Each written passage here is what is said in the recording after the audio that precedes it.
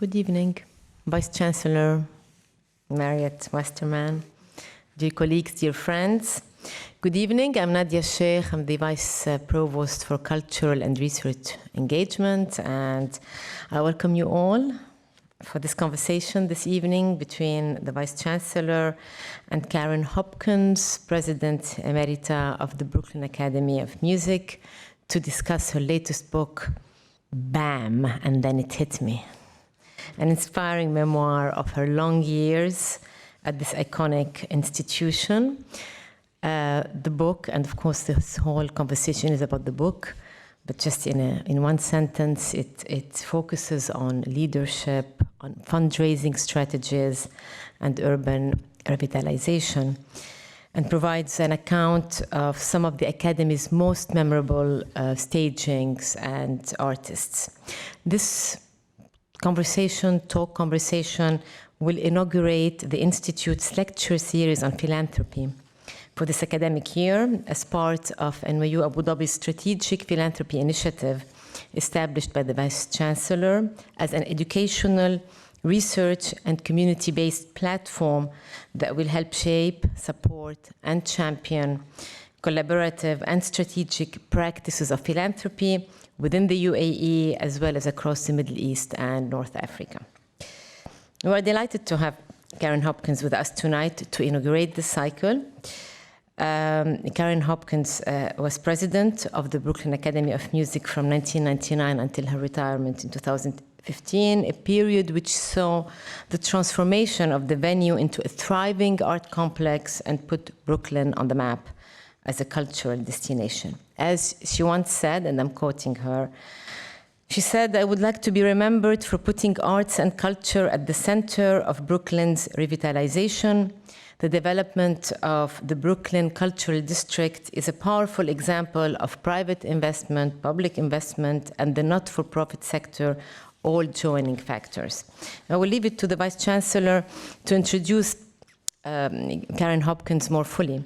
I wish to briefly introduce Vice Chancellor Westermann to say that prior to joining NYU Abu Dhabi as Vice Chancellor, she served as Executive Vice President of the Mellon Foundation, and before that, she was Provost of NYU Abu Dhabi, and before that, she was, faculty for a long time at NYU, director and Paulette Goddard Professor at the Institute of Fine Arts. Her principal research area is the art in the Netherlands, and she has published extensively in this field, including widely read books such as Rembrandt, Art and Ideas, and The Anthropologies of Art. Thank you, Karen Hopkins, for being with us. Vice Chancellor Westermann, the floor is yours.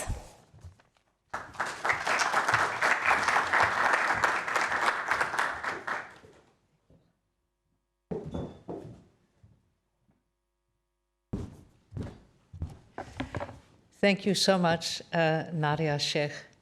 I too am very, very excited to welcome you all here, to welcome Karen herself in particular, but all of you, because this evening we bring Brooklyn to NYU Abu Dhabi.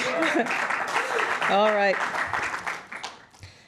Karen, you've already heard, to me she is a living legend, and to so many of us who knew the Brooklyn Academy of Music in different stages before and after her tenure. You've heard about her work as president of the Brooklyn Academy of Music. The BAM was created more than 150 years ago, and that was in a wave of Brooklyn's development when it was a thriving, independent city in the New York area. And it was really only in 1898, I think, that Brooklyn became a borough of New York City, and thereby soon started playing second fiddle to the concertmaster that Manhattan was becoming. My, how the times have changed.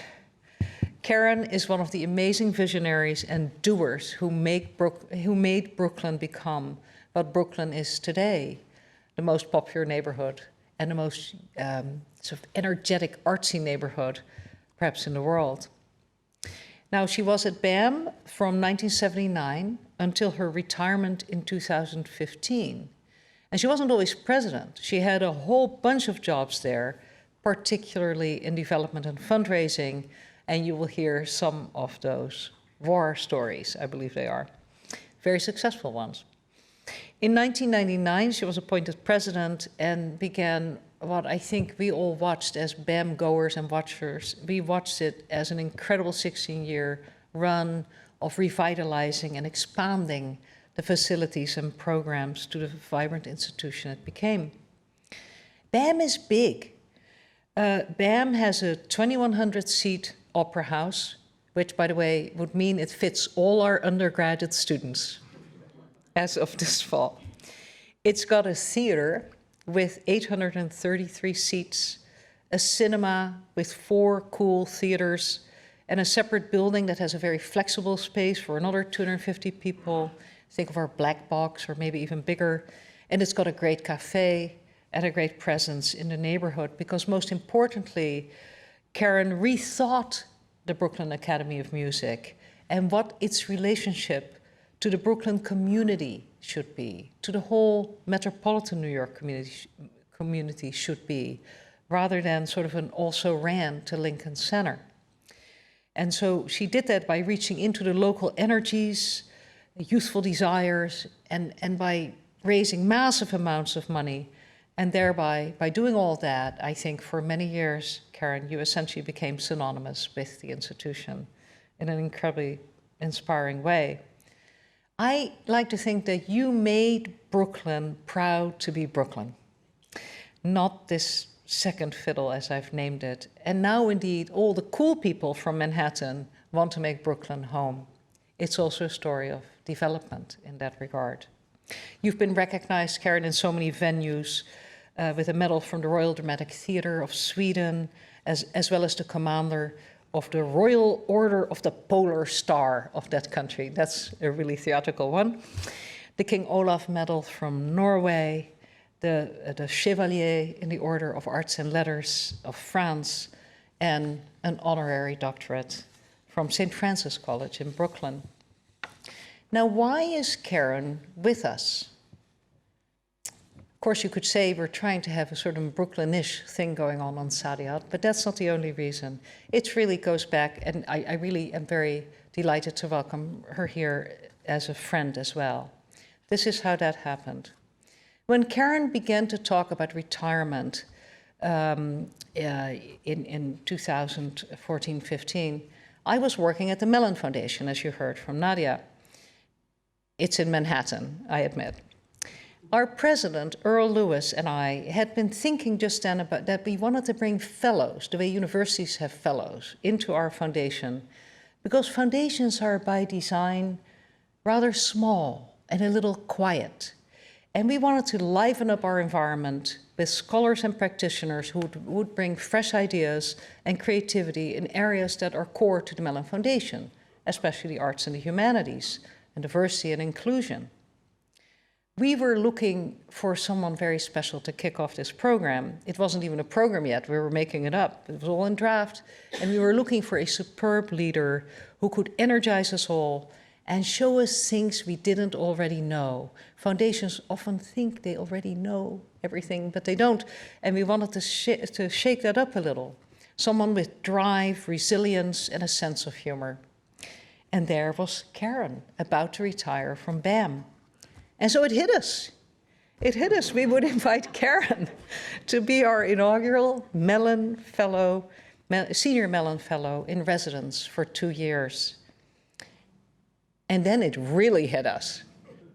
We asked her if she could think of a project or two, maybe 1 or 2 things that she could develop while with us, really stepping back from this incredibly, incredible high-octane, busy job that she'd had.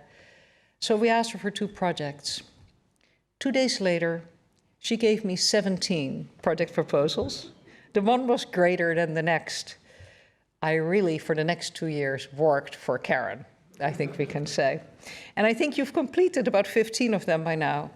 But tonight, especially, we will be talking about 2 of them, and Karen will lead off with some remarks, and then we'll have a conversation and bring all of you into it.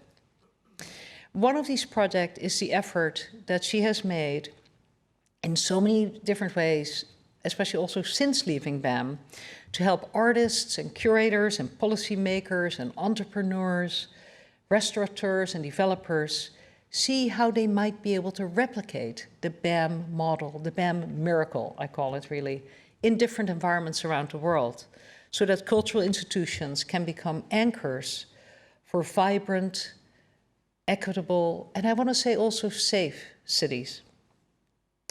And more broadly, the other projects she did and that she started with, she wrote a fabulous, entertaining memoir, as you've heard, called BAM, and then It Hit Me, published earlier this year by powerHouse Books of, you guessed it, Brooklyn.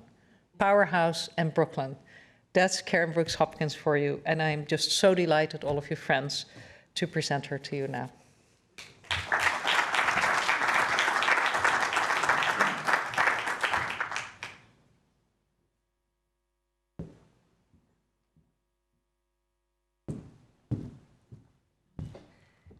Thank you so much, Mariet. I'm so pleased to be here. We're having such an amazing experience absorbing Abu Dhabi and the campus. And I would also particularly like to thank Mariet for supporting the early work on this book and helping me to tell the BAM story. So with that in mind, and thank you also for the very kind introduction, I'm going to start by just reading you a small section from the opening of the book. So that you'll get a sense, and then I'll kind of explain this whole BAM campus, and then, of course, we'll take the conversation from there. So, I am a person of singular focus and resolve. For much of my adult life, I achieved what I call the rule of one. One son, one job, one boss, one house, one brother, one ex-husband, and one 22-year relationship.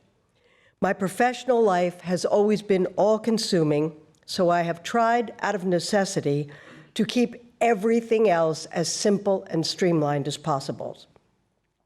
For 36 years, from 1979 to 2015, almost without fail, I woke up every morning at 6 a.m. and rode 5 miles on my exercise bike.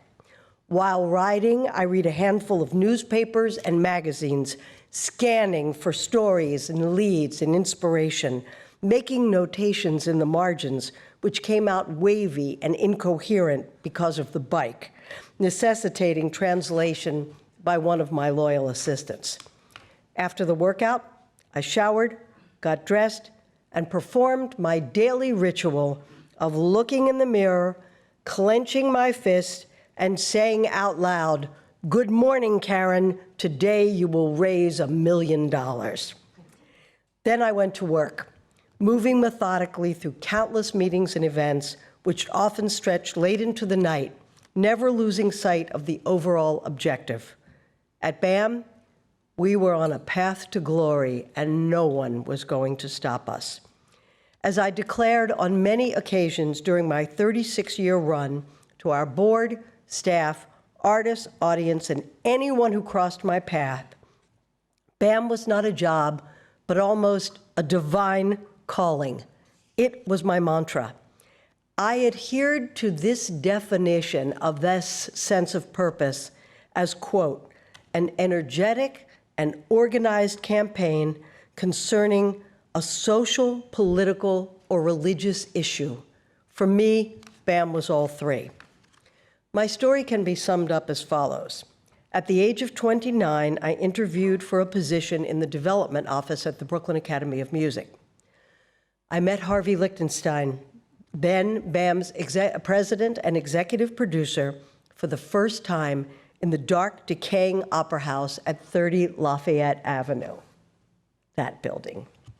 It was there he shared his expansive vision for BAM, recounting how far the institution had come since he had taken over in 1967 and reflecting on what it could one day be. As I sat across from him, listening to him talk, he fixed his penetrating eyes on my face, silently trying to determine if I had what it took to join the team. Then he leaned forward and said in his distinct and gravelly voice, "Look, Karen, I need someone who can work like hell. Without missing a beat, I leaned forward and replied, I get it. I'm your gal. You're hired, he forcefully responded. We stood and shook hands. And this was the moment for me when everything converged. BAM became my home, my universe, everything. I worked there tirelessly for nearly 4 decades, eventually ascending to the presidency, helping to raise hundreds of millions of dollars for the institution while it became one of the most significant cultural centers in the world. It was clear right from the beginning that we would never have the money to even be a second-rate Lincoln Center, the premier, more traditional, Manhattan-based, multi-venued classical performing arts center. So we decided to be a first-rate BAM. We doubled down on Brooklyn and helped lead the transformation of the borough from Manhattan wannabe to the coolest neighborhood on the planet. We embraced an adventurous program of diverse and contemporary work in all disciplines that you couldn't find anywhere else in the city. And finally, we shaped our marketing and fundraising strategies to feel like and align with the energy and spirit of the programs. The whole enterprise spoke in one unified voice, the BAM voice. To comprehend the magnetism of our beloved Brooklyn, I will share this one small story.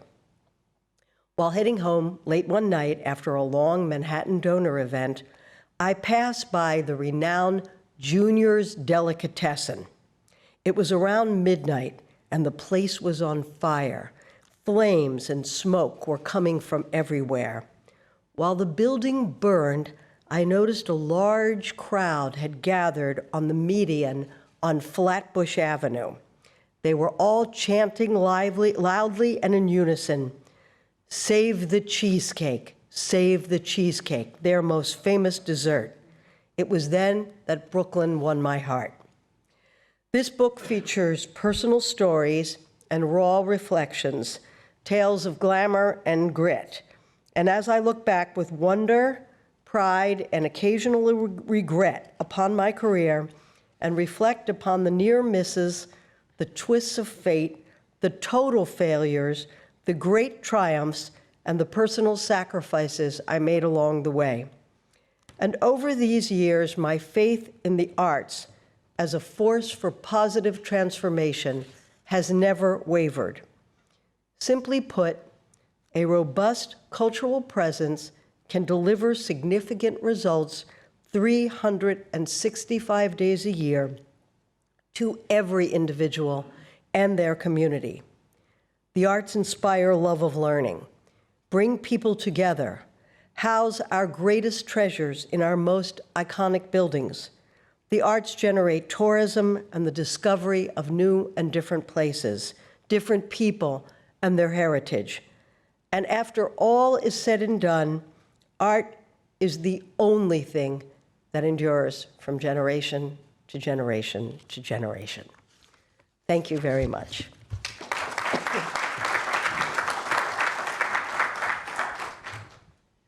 Thank you so much, Karen, for reading from this book. That there are copies outside, but Karen will be signing after we talk for a bit. But I have to say, it is just a great romp, but a very thoughtful romp through a very special 3 decades in Brooklyn. And I think although it looks like a very long book to read, it's a page turner, and it is full of very striking and dynamic pictures of the many people who came to town. And we'll talk about some of them as well, I hope.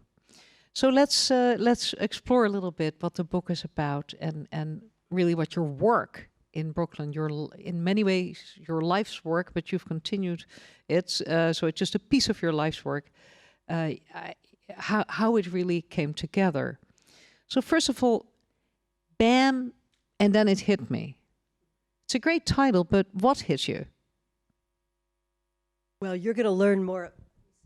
I think it's on. You can start talking. You're going to learn more about the origin of the BAM and Then It Hit Me story as we wend our way through the talk this evening.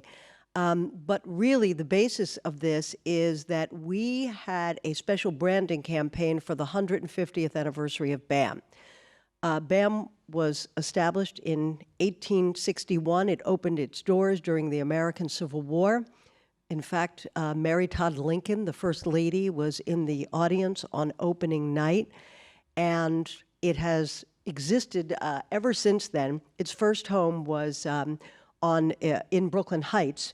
That building burned to the ground in 1903, and then this building right behind me was the one that opened in 1907. Anyway, long story short, now there are all these different buildings that Mariet described, but what we ended up doing was creating a special campaign for the 150th anniversary. One of our board members got us a firm, pro bono, of course, to talk to everyone in the building and then create kind of a mantra for the 150th anniversary. And the tagline of the campaign was BAM, and then it hit me. And what it kind of brought out was for people to focus on the great moments of performances they had seen and to be able to reflect on when BAM had hit them. And it's been interesting that since I've been on this book tour, people come up to me who've been to BAM, and they all tell me about their BAM and when it hit them moments.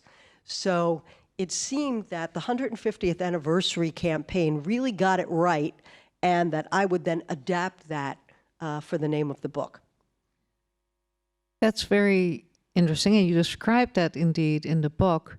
It also occurred to me, talking to you over the years, that at some point it really hit you that BAM was about leaning into Brooklyn and not about trying to drag people in by their hair from across the bridges to Manhattan. Can you talk a little bit about how that hit you and when? Well, we used to tell this story when I came to BAM that people would say, where is such and such an event playing? And the other person would say, well, it's at the Brooklyn Academy of Music, and then it'll be in London. And the person would say, I'll see it in London. These people were not coming over this bridge. And what we did in response to that was a few things. One is everything we put on stage you couldn't see anywhere else. And we controlled the inventory, the number of performances that anyone would experience. So in this way, we were able to make it look like things were a tight ticket, even if they weren't, because we were controlling how much of anything we were doing. So there was a lot of marketing strategy that influenced the programming and the way that it was presented to the public. So that was probably the first thing. And the second thing is, as I said before, we decided to just double down on Brooklyn. And this is the thing that I really believe as I've gotten more into this whole anchor institution work, is that every neighborhood, every community has something that's great about it. And the creative work is to find that great thing and then kind of blow it out all the way and live by that. And that's kind of what we did in Brooklyn. We had a lot of artists. We had a very diverse community. We had a lot of makers. And what we did was sort of harness that energy, and the arts helped to drive the creation of Brand Brooklyn. Now, not every place is going to be Brooklyn, but every place has something about it that makes it special. And I think by finding that thing, that's when the real fireworks can begin in terms of creating destination status, as well as terrific service and support for local residents. And at BAM, we really tried to do both of those things. Bring people to the theater, create a destination, we called it Destination BAM, and also to provide a great deal of service and commitment to everyone who lived in the borough. So combining the leaning into the community, but also with something that makes people want to go to BAM. And you were still, after all, a bunch of theaters. So how did you start distinguishing BAM from the kind of things on offer in the competing institutions of Manhattan? Can you give some examples of how you thought about that? So we looked around and determined that there were some niche opportunities at the time in New York City in the arts. The first was my boss, Harvey Lichtenstein, who I worked for 20 years and then succeeded him when he retired, was very fond of avant-garde, experimental, kind of work that couldn't really be seen in the major theaters in Manhattan. People like Merce Cunningham, Philip Glass, Steve Reich, Laurie Anderson, Pina Bausch, Bill T. Jones, any number of these people, he really championed them. So we created a program called the Next Wave Festival, and we then packed it all together within the context of a fall festival that would begin toward the end of September, and in the middle of December. It would be multidisciplinary, multicultural, kind of multi-everything. And by putting that work together, we made a statement about the importance of avant-garde and experimental work. And what this also did was help to build a very young, interesting audience for work that no one really knew what it was until BAM was presenting it on a very large scale. And this kind of gave us a niche. So that was part one, was the experimental avant-garde piece. The second part was international and then global. Mostly the theaters in Manhattan, the larger ones, were doing a lot of homegrown classical work. They were not looking to Europe. They were not looking to the rest of the world. And BAM decided we can do that. So our idea was to bring things that were brilliant, but that people did not have an opportunity to see in New York City. Sometimes this turned out to be pretty crazy, as you'll read about in the book. For example, when Harvey decided to program a production of Hamlet that was 4 hours long in Swedish. And of course, no one in New York spoke Swedish. And I said to him, Harvey, now you've really lost your mind. There weren't even subtitles. It was 4 hours of pure Swedish, and that was hard going. Now, it was directed by Ingmar Bergman, so that made it quite special. But I said to him, you've really lost your mind this time. Who's going to come to see 4 hours of Hamlet in Swedish with no translation? He said, don't worry about it. The audience knows the play. And he was right. We sold it out completely and then went on, in fact, to probably bring Ingmar Bergman's work and other great world directors. We probably brought Bergman's work 10 times to BAM. Luckily, we added translation as it went along, but we did a lot of foreign language theater.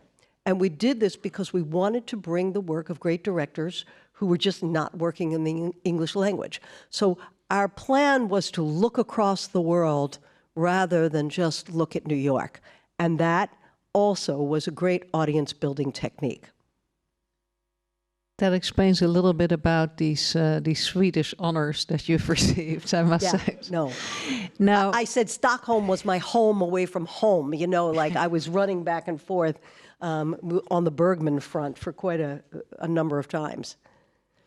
another very special thing that we, as long-term New York residents twice in our lives, I remember following not just the reach into Europe for not the kind of traditional European stuff, but I also remember the genuine global lean.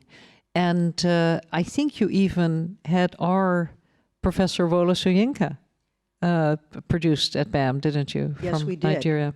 I'm trying to remember the name of the play, but we did have a Wole Soyinka play at BAM. And this was very special. And that's the kind of thing that exemplified the spirit of BAM, was the opportunity to present great artists, great thinkers, and put them in a context that you would not otherwise see. Sometimes, when I talk about this idea of the institution speaking in one voice, sometimes we would really maximize this and get all the facilities going simultaneously. One example of this is a program that we've had at BAM for over 40-some years called Dance Africa.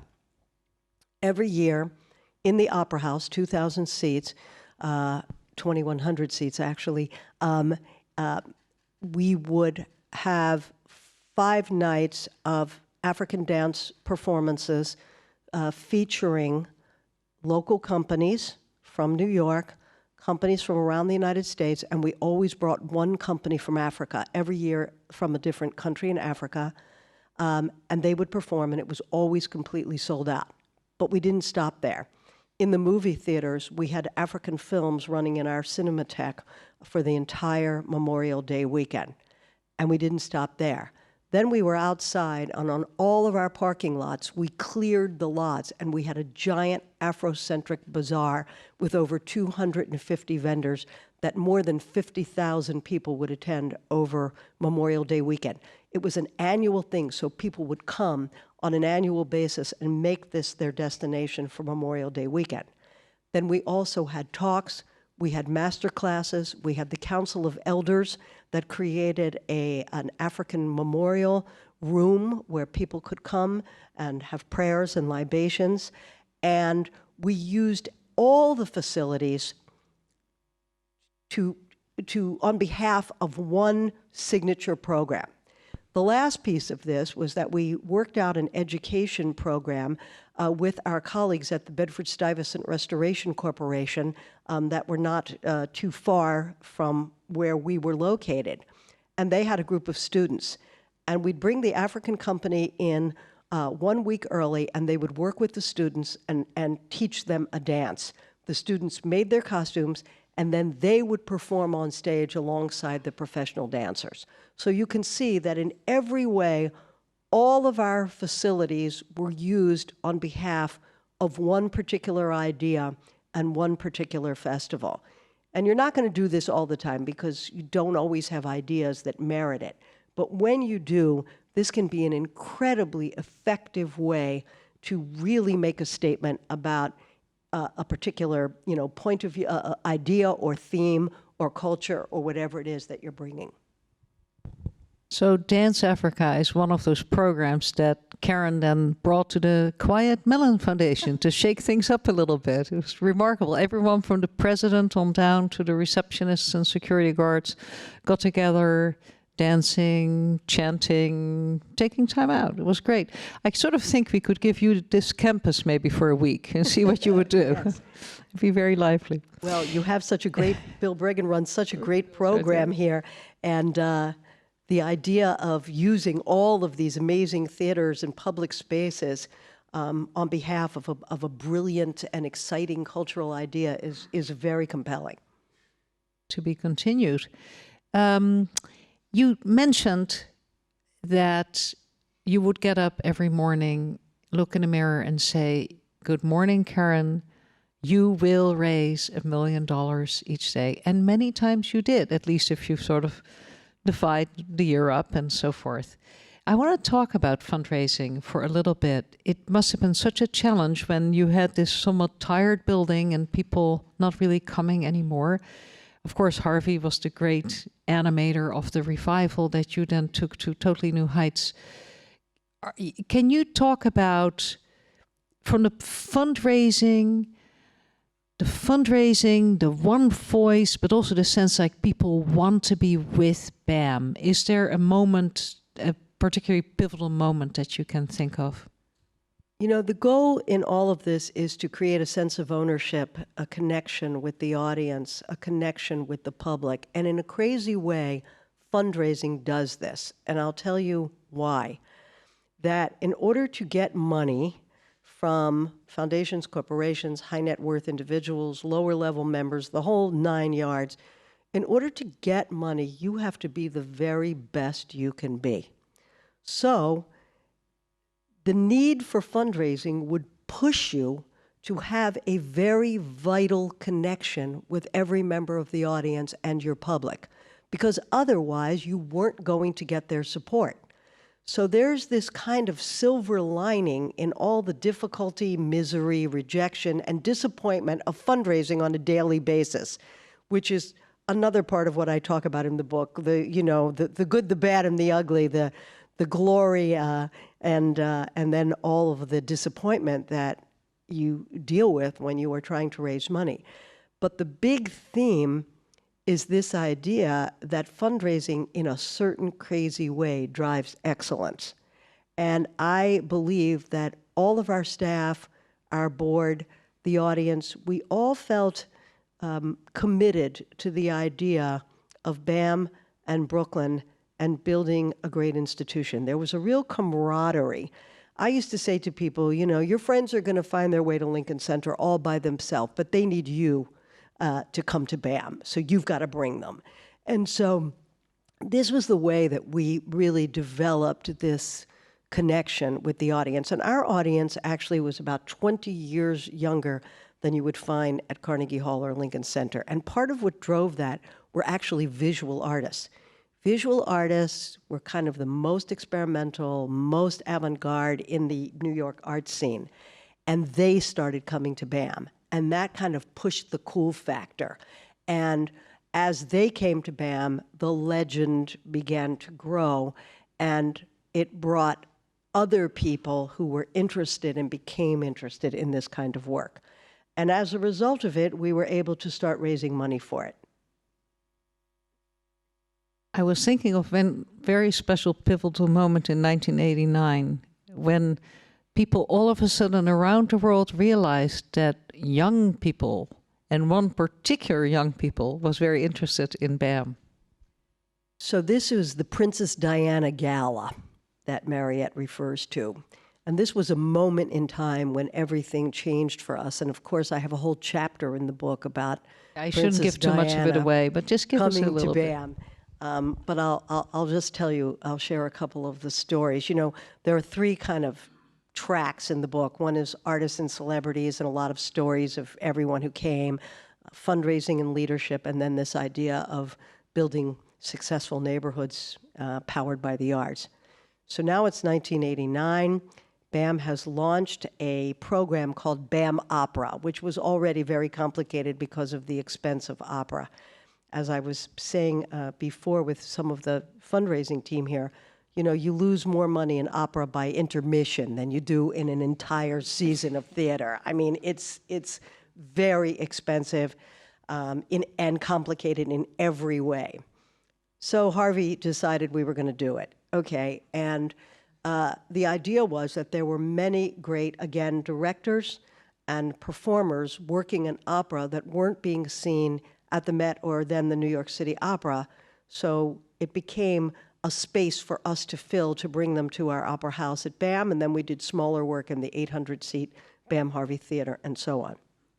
So one of the first productions we brought was the Welsh National Opera doing a production of Falstaff. And I was on the phone with the general director, Brian McMaster, and I said to him, Brian, I just don't know where we're going to get the money to pull this off. Could you get the Queen for a gala? And he said, no, but I can do better. I will get Princess Diana. And I went, great. And in fact, he made the request. She was the patron of the Welsh National Opera, and she agreed to come to New York.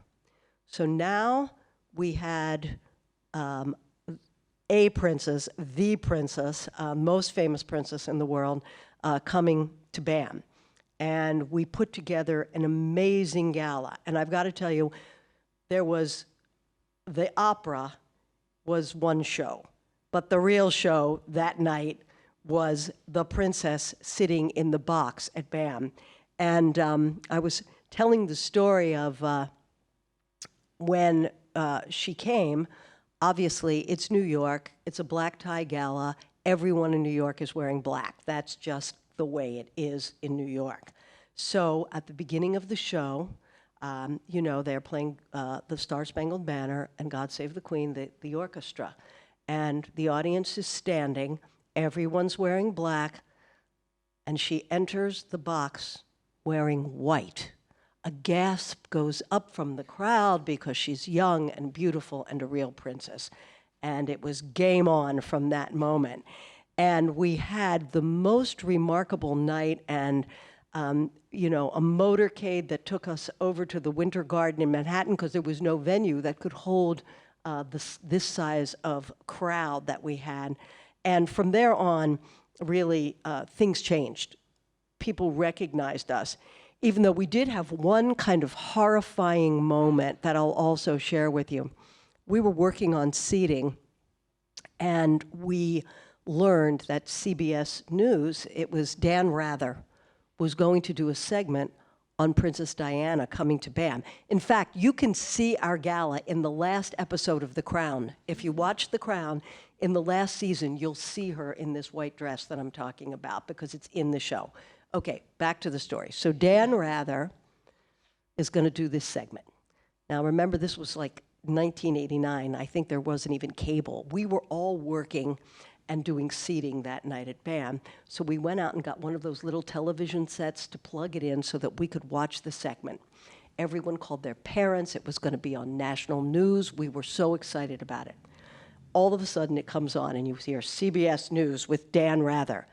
And you see these pictures and it says, you see garbage, you see people lying in the street. We were flipping out when we saw what was going on. And Dan Rather says, "A princess is coming to New York City. Where is she going? Brooklyn."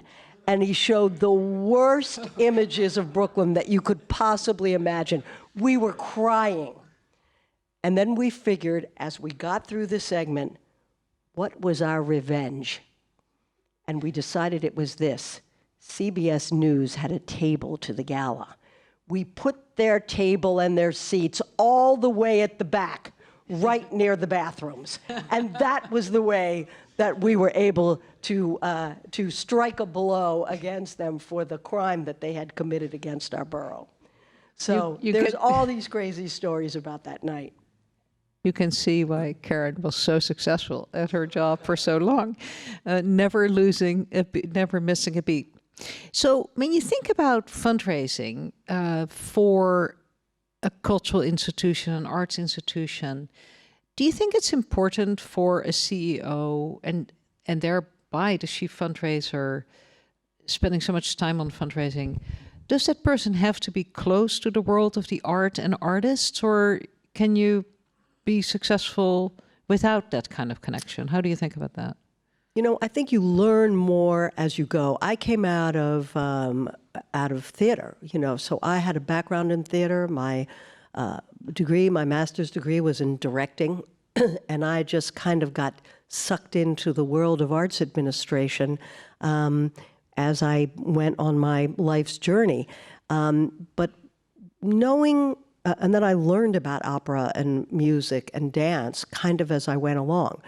But I understood the performing arts.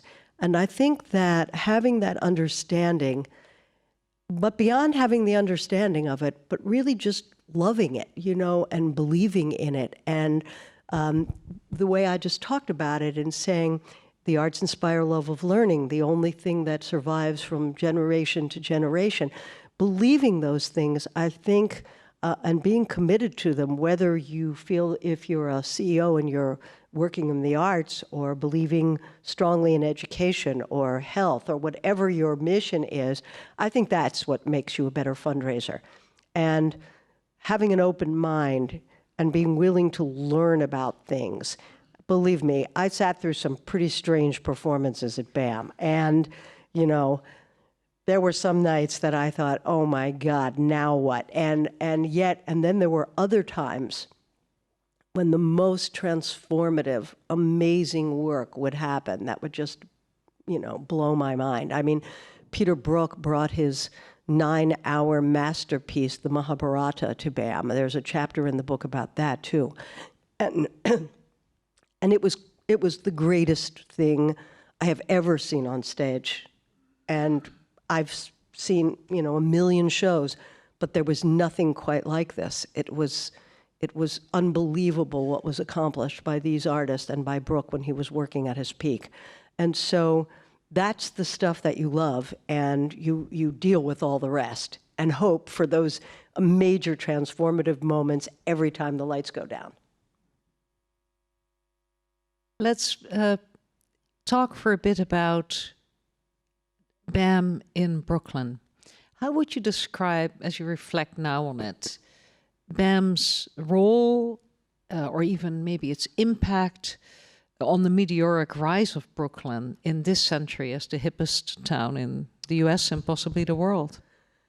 Well, if we look at this group of slides up here, and you can see the Opera House there, 2,000 seats, the BAM Harvey 2 blocks away, 800, the BAM Fisher right around the corner from the Opera House with 250 seats and 100-seat studio. The cinema's also in the same building with the Opera House, and now the new building, the BAM Karen, which I'm very proud of, will be opening soon, and it'll be the home for the BAM Archive and several additional studios and workspaces. This formed the core of the Brooklyn Cultural District. And there are 9, in addition to the BAM buildings, there are 9 institutions right in these few blocks that form the core of the district. And then there are 55 additional cultural institutions like in the surrounding area. So it's a pretty amazing confluence of culture. But when you break it down, you've got the Barclays Sports Arena on the southern tip. That's 17,000 seats. And on the northern end, you have BRIC, Brooklyn Resource Information and Culture, a small institution with 250 seats. But when you put the whole thing together, what makes a great cultural district? Historically, when you looked at the Lincoln Center model, the Los Angeles Music Center, some of the more traditional performing arts centers, all big buildings, all classical, very Eurocentric, all with a big plaza and a fountain in the middle. The Brooklyn Cultural District took a completely different point of view. Small and large institutions, visual and performing arts, all mixed up together, all right on the street. And it creates this energy vibe that replicates what 21st century New York City is about. And when you put that kind of energy, a really relevant, diverse kind of mixed bag of things, and you put them together, then you are talking about something that it really attracts people and a kind of a vibrant street life in a way, you know, that is very natural, that makes sense, because it's the way that cities are. And Brooklyn, we did that in Brooklyn in the district, and that generated the next iteration of Brand Brooklyn and that vibe.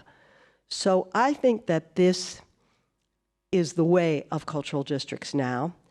And when I did this Anchor Institution project at the Mellon Foundation, what I discovered was what I think the next step is. And I think it's beyond these kind of inclusive cultural districts. The next thing I think that exists is what I'm calling organically connected kind of cultural partnerships. And I believe that these things can happen regionally. I think they can happen geographically in a very interesting way. So say, for example, that you're on a coastline where there are cultural institutions that are not next to each other, but up and down this coastline. Mm-hmm. And they're advertised on a map as things you can visit if you travel that area. But what happens if you take it one step further, and these groups not only show up on a map together, what happens if they do something together?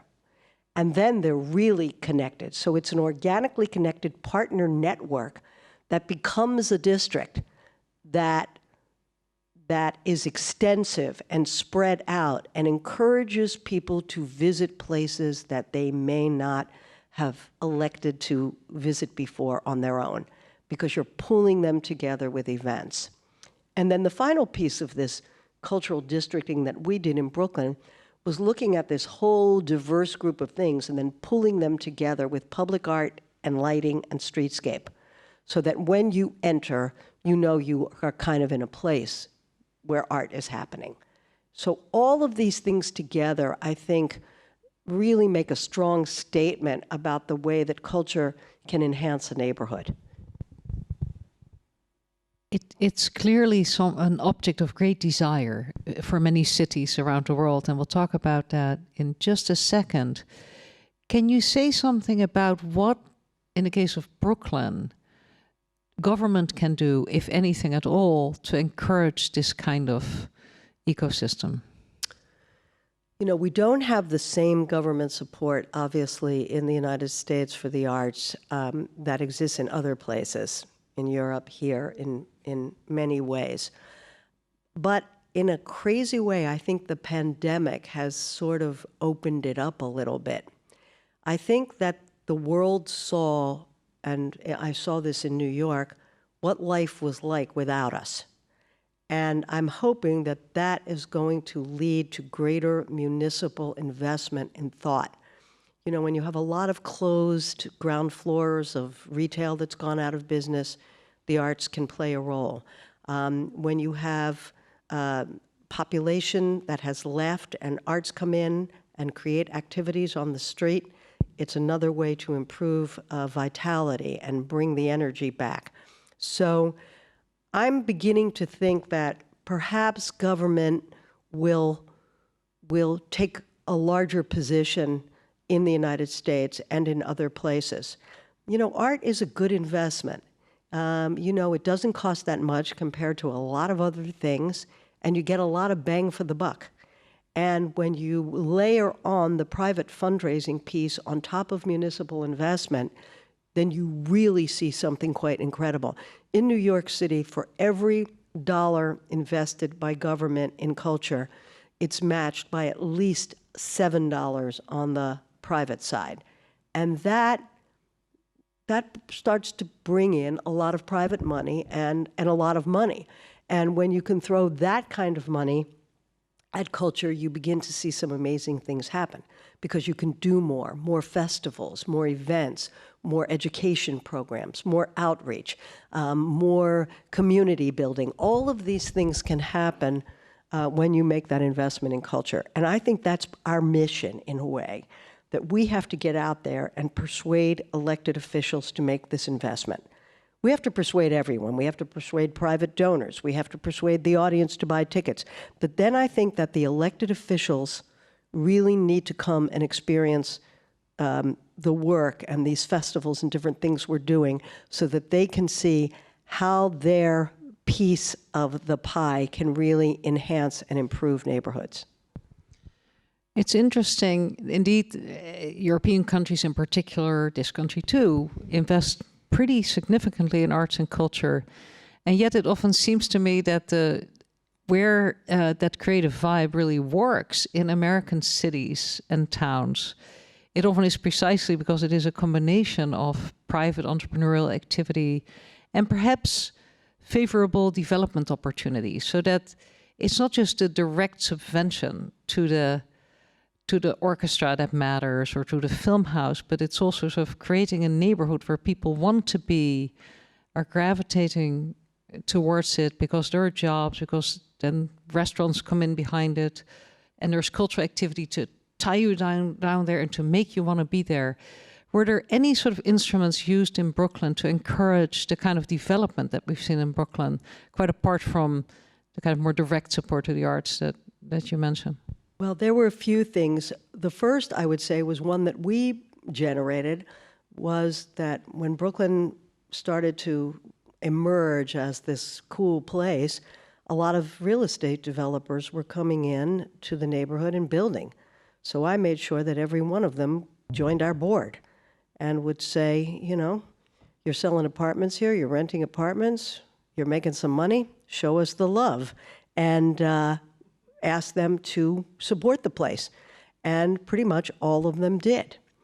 And this was a great way of engaging them also in the vibe of the neighborhood and in its success. Because really we were in it together, and it was right for them to support the work that all the cultural institutions in the district were doing. The second thing is that there was a program, a tax-based program and a building program, that if you gave the ground floor of your development, of your building, for a community-based project, including the arts, they let you build higher. So this was great incentive for many developers to contribute to the arts, education programs, and a variety of community interest types of programs. So I think that was a very smart move of the city to do that. The one thing the city hasn't done that I wish we would come up with an answer for is artist housing. It's been a problem because affordable housing is such a big issue in New York City that many groups would say, why should artists have preferential housing that's affordable versus anyone else? But I think in a cultural district, it really makes sense to have an affordable housing program for artists. I think that when you're in a cultural district, everybody needs to be part of making a cultural statement. If you're a bank and you're in there, you should have a gallery. You should use your walls for exhibition space. If you're a drugstore, you should have a section for art supplies. If you're a subway station, then you should have an electronic sign announcing what all the events are coming up in the district in all of the institutions. I think that if you are a business in a cultural district, then you should participate in being part of a cultural district. And that really hasn't happened yet. So this is something that I would like to see happen because I think that it unites the message and the brand even more clearly. Well, those are great ideas also for here, I think. And I know that ever since leaving BAM at Mellon and well beyond, you've been doing a lot of work, also traveling around the world, on the question of how cultural institutions, in the way that BAM really became under your leadership, can be true anchor institutions for their societies and cities and make them more vibrant. And I think for a special treat, you have brought us a few examples. So you're going to give us a quick lightning round of brilliant ideas from around the world. Let's take a look. This idea, so now we're going to go to the lightning round slides. I put this together because one of the other things that I have been doing is trying to badger the International Economic Development Conference into including culture more in their the material that they cover. And so we've been successful now in getting culture into their annual conferences, which has been great fun and very interesting. So this is a presentation that I worked up for them because I want people to understand that this concept of culture and it being a great driver of successful neighborhoods and communities is not just about places like New York. It's about places like everywhere. So I'm going to show you a few examples. So let's go to the next slide. So this was the question that we asked: how can anchor cultural institutions in low-income areas and communities in transition make maximum social, economic, and artistic impact? Next slide. And we adhere to this definition of anchor institutions as enduring organizations that remain in their geographic places and play a vital role in their local communities and economies. When you think about anchors, you think about colleges, universities, hospitals, libraries, parks, community foundations, and arts organizations. And I won't go through the mission of it, but it's really about driving home this idea of staying in the community and achieving success. Next slide. Next slide. So here I'm going to give you the first one, economic activity. Here's an example from Brighton, England. They have created 20 festivals in their city that keep rolling from one to the next, that have generated economic success and also kind of maintained a certain energy that has really worked for them. Next slide. Branding. Okay, there's nothing that says it as well as Museum Mile. 7 museums, 1 destination. You're talking about 82nd to 105th Street in Manhattan, and you're dealing with museums from El Museo all the way to the Metropolitan. What happens here is that when you visit Museum Mile, it encourages people who go to the Met to visit the smaller museums, and of course, the people who are visiting the smaller museums are going to go to the Met. So by grouping them together just under this one brand title, Museum Mile, you're creating a lot of excitement and interest in museum going. Next slide.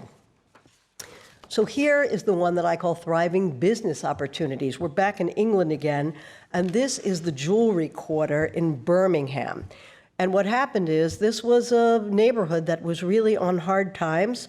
The city council came together and decided to unite around the idea of jewelry making. But it's not just making, it's selling, it's manufacturing, it's showcasing, galleries. And they created a jewelry destination in all these ways in a 250-year-old neighborhood.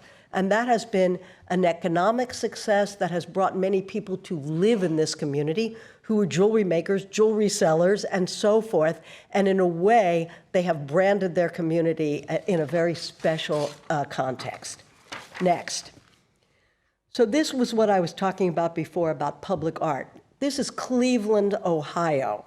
And they have many historic theaters in Playhouse Square. They've built this giant chandelier right in the middle of everything. And when you enter this area, this piece of public art says, you are now in a cultural district. You are now in a place where art is being made. And they're using art to tell the story about the arts. Next slide. Detroit.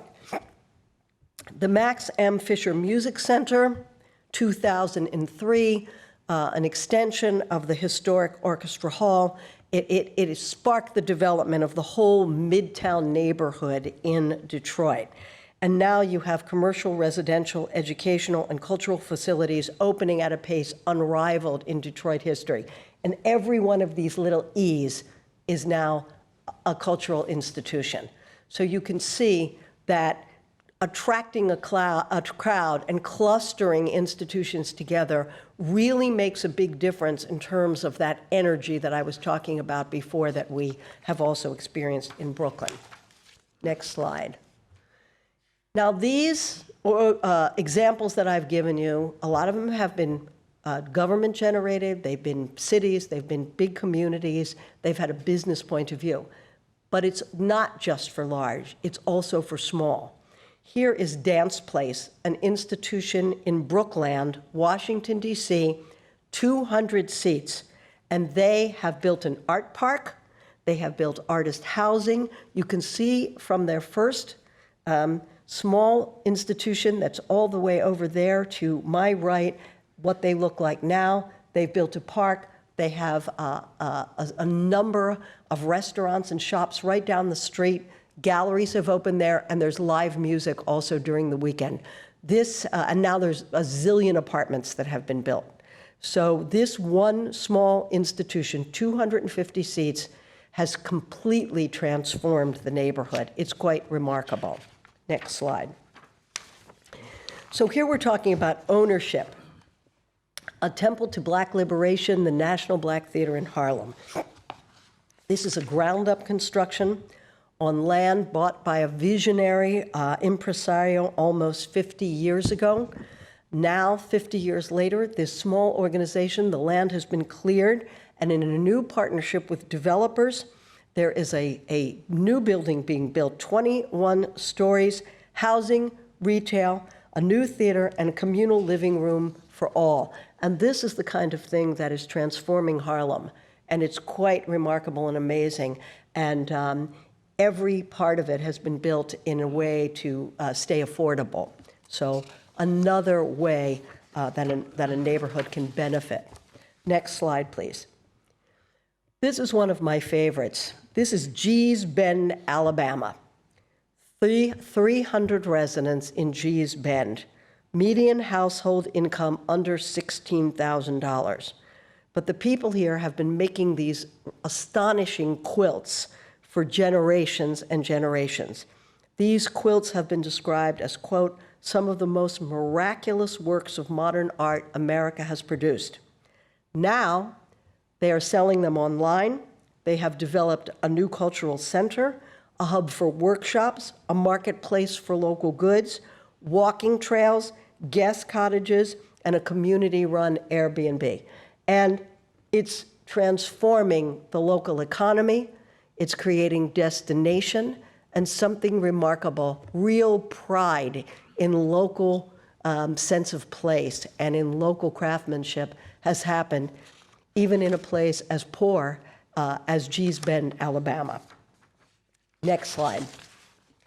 So now we are talking about cultural displacement in Seattle. And what they have done is created a mission-driven real estate company for the arts, assuring that these cultural organizations actually own their buildings so that they can never be pushed out, they can never be displaced, and this way, these neighborhoods will stay as strong cultural centers, always kind of making their neighborhoods strong through a great sense of place and through arts and culture. I mean, if you look at Soho now in New York, you really won't see that much culture there because the cultural institutions that started transforming the neighborhood were basically pushed out once the real wealth came in. Something like what they're doing in Seattle is preventing that from happening and maintaining this work over a long period of time. Next slide. So here we have the giant scale, Shenzhen, China. Urban planning and cultural heritage meet and find happiness together. This is a fishing village reimagined as a modern metropolis, but not a teardown. It's been rebuilt with a focus on the traditional heritage of the community. There are 10 new cultural facilities and 10 new districts right outside the city center. Now, there's not that many places that are going to get that kind of investment, but it's very interesting. It goes back to what I said about what's great about this community. Take it, blow it out all the way, and see what you've got. Next slide. We're coming down to the wire now. This is Rocky Mount, North Carolina. 150 acres from a shuttered factory, adaptively reused now as a cultural hub, event space, stores, 4 restaurants, 70 restored houses, and a small hotel in a cotton mill which closed in 1986. We see Mass MoCA in North Adams, Massachusetts, the former Sprague Electric Plant, another unbelievable story of adaptive reuse. Next slide, please. Okay, and now this is pretty much, I'm not going to go through this one again, but it's pretty much the BAM story. Now you see the cultural district map. So you can see the energy of everything that has been created in Brooklyn. And I'll just summarize. Program leads the way. Art is about great programs, have to have it. Speaking in one voice, we talked about. Partnerships, the way I described the Dance Africa setup of using all of your assets to tell a story. Removing the obstacles, making room for everyone, diverse entry points so that people can come into the cultural experience in many different ways. Visual identity, forget the land of 1,000 logos, clear, powerful visual and graphic design, and the vision for the 21st century cultural district, city as canvas. So I think we'll stop there on this lightning round. I think there may be one more slide. Let's see if it's there.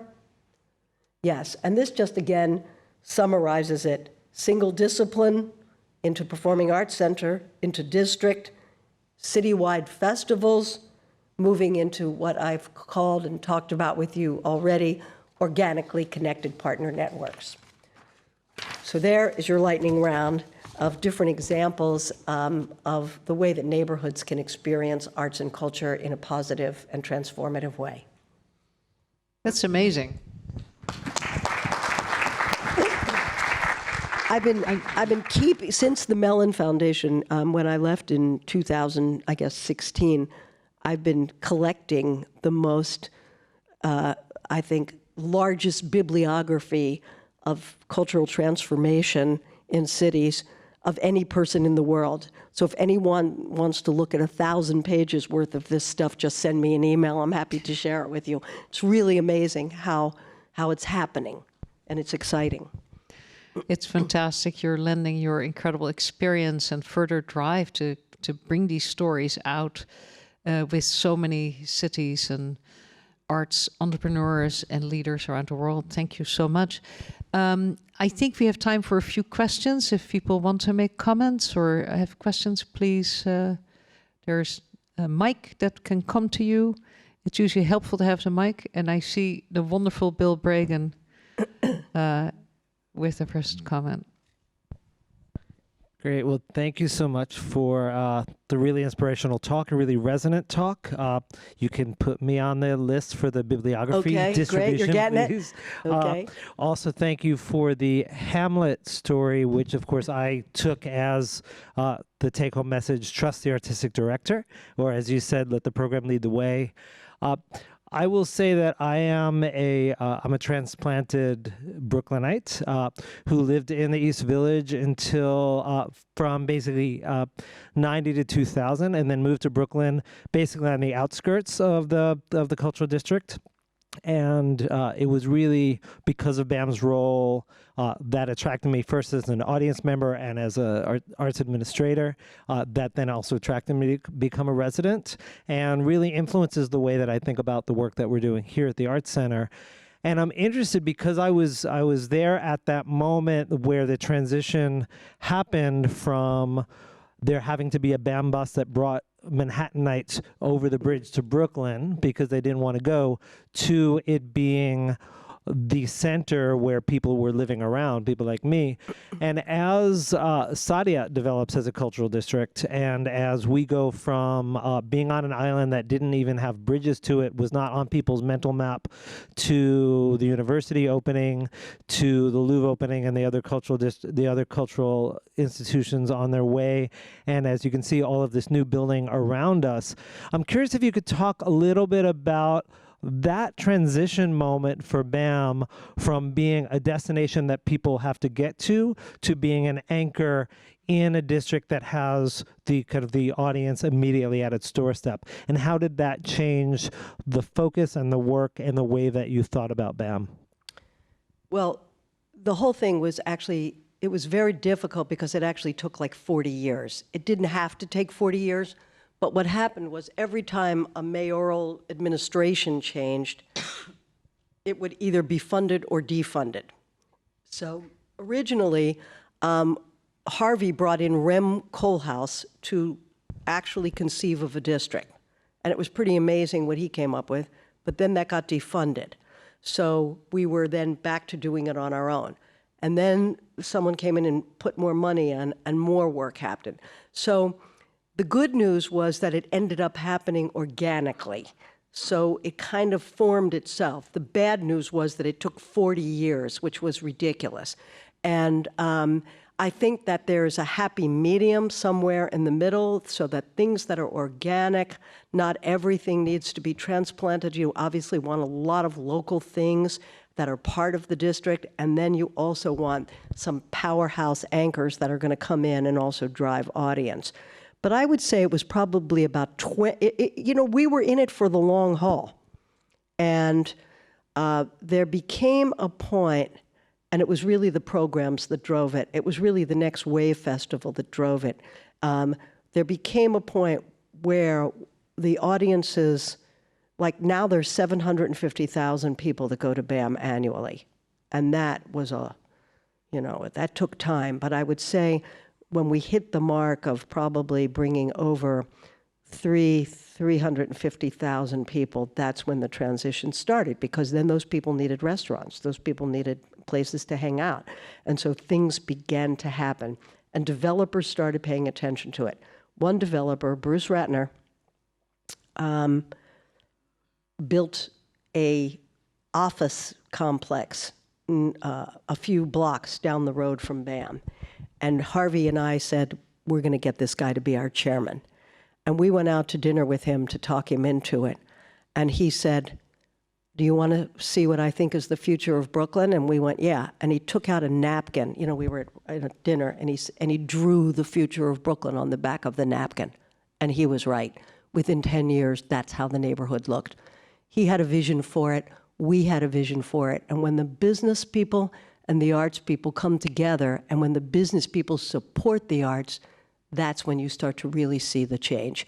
And then when you bring government in as the third leg of that partnership and community leaders as the fourth leg, then everybody is working together. An organization called the Downtown Brooklyn Partnership was then formed in the middle of all this churn. And they said, we are going to look at the future of commercial development, not-for-profit and educational institutions, cultural development, and retail. So they were looking at it all. And that helped to have an umbrella organization that was actually concerned about the way that the neighborhoods were going to evolve. The front, George.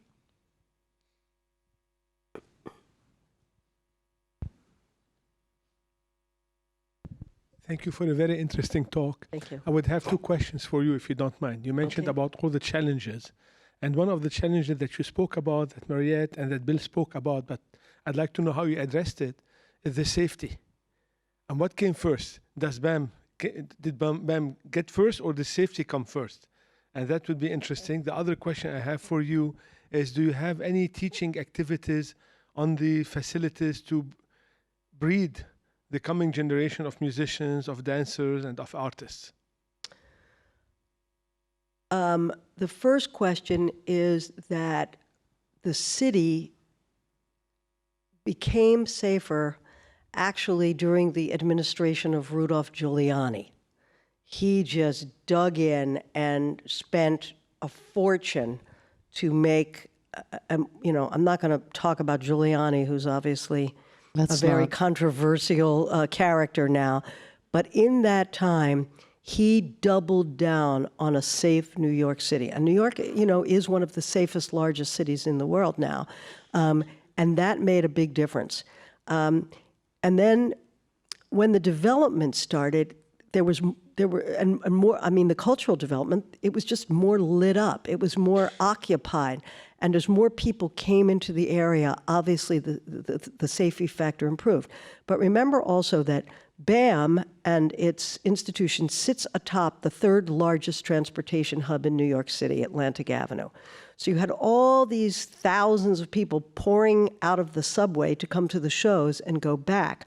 So the fact that we were bringing all that nightlife that was coming from mass transportation into the neighborhood also increased the safety factor.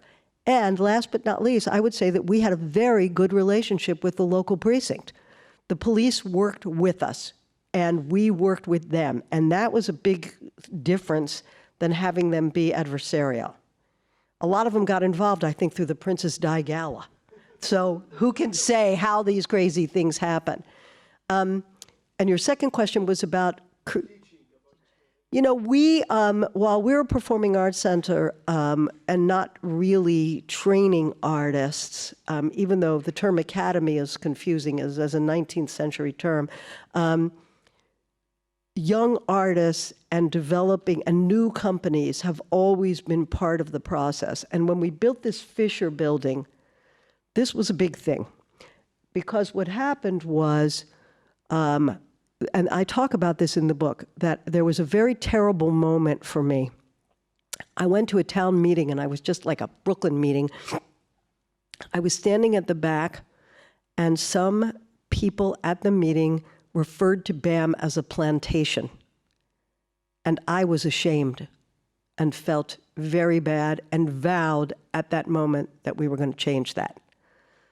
Went to the Rockefeller Foundation, got a grant, and started a process of really digging into the community, focus groups, surveys, meetings, interviews, to find out how we were going to turn that around. And we came up with a massive 15-point plan of transition. I'm not going to obviously go into all the points now. I talk about this in the book. But one of the things that came out of it was that we were going to build the Fisher Building. And the reason was that the big theaters were so expensive. I mean, you cannot really walk into the BAM Opera House for under $100,000. You have 6 labor unions, 2,000 seats, local artists who, with small companies, it doesn't make sense for them to be in there. And we realized that we needed a small, flexible space that was affordable that was usable and that was accessible to the local community of artists. You have more artists in Brooklyn, New York than anywhere in the world. So we built it.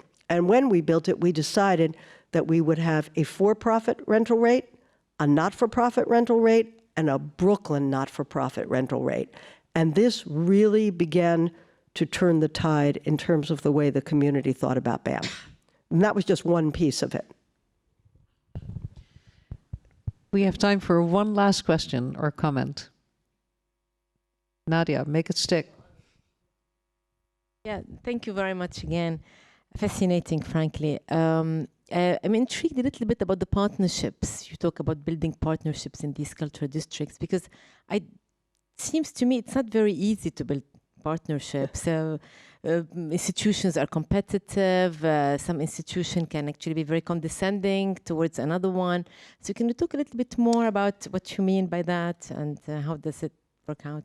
I mean, I think you've hit the nail right on the head, that the only way to really have successful partnerships, particularly between small and large or unlike institutions, is to show respect, each partner for the other. And I've been thinking about this. I have some good examples that I've talked about in the book of the way that we partnered with a variety of institutions. But what I've really been thinking about is that for these partnerships to work, I think that they should exist not just on the program level, but on the administrative level. In other words, if we're going to partner, like we've been partnering with Bedford Stuyvesant Restoration Corporation for 25 years on Dance Africa. Okay, that's a really good one.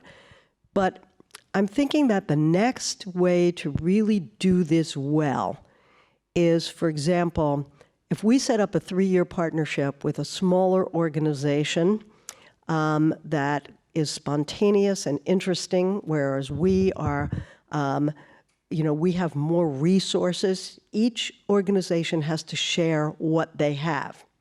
But then I'm thinking that we should have a board member who goes on the other institution's board for at least the 3 years of the partnership, and vice versa. In this way, somebody on our board is really taking up the mantle for that smaller institution, supporting them, and bringing the news back to our board, and then you switch it on both sides. So I think to be more successful, we should partner on the program level and on the management level and the leadership level, because that's when the real partnership will kick in. I've always found this a fascinating concept, and you began to talk about it at Mellon, and I really thought to the points about equity that you raised very recently about the plantation comment, which must have been so painful, that indeed a great and very large institution like BAM can't expect the creative energies to come from all these small places without giving something back and making that possible. So there really could be a more truly symbiotic relationship that you're describing. And it's a little bit utopian, but NYU Abu Dhabi is a very utopian and idealistic institution. So it's really great to end on this note. However, Karen always brings gifts. She never leaves without a final gift. And I think you have a final gift for us. I do. So I'm going to close just with this last kind of, let me find it here, piece that I have tried to put together for the end of my talks that I hope you will find interesting. And really what I've said here is that, as you've heard, that over the years, there were many great and memorable days at BAM. And then, of course, there were also times of real disappointment and hardship. A bad review for a show that we loved and believed in. So many grants that fell through at the last minute that we desperately needed. Treasured colleagues who left when we relied on them the most. Massive government funding cuts that always clobbered the arts first, and so on. And on those days, the hardest days, many nights on my way home, I would stop in the Opera House, take a deep breath, and I would sit alone in the orchestra in the dark. And it was peaceful and healing. And then for a moment, I would just close my eyes, trying to deal with it all. Drift into deep thought with only that lonely ghost light illuminating the vast stage. And then I would wait for them, summon them, conjure the great ones over the years and the decades, and they would come to me and inspire me to keep the faith, believe in this purpose and calling, and urge me to fight on another day. So it was kind of like this.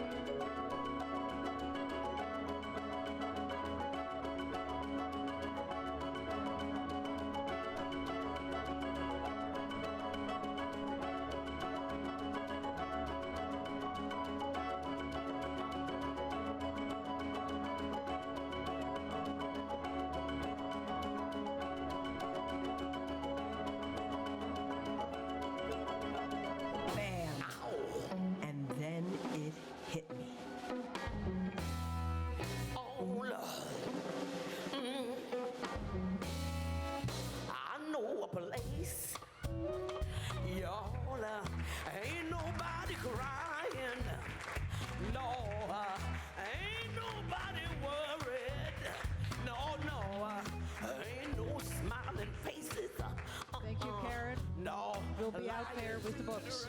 Thank you.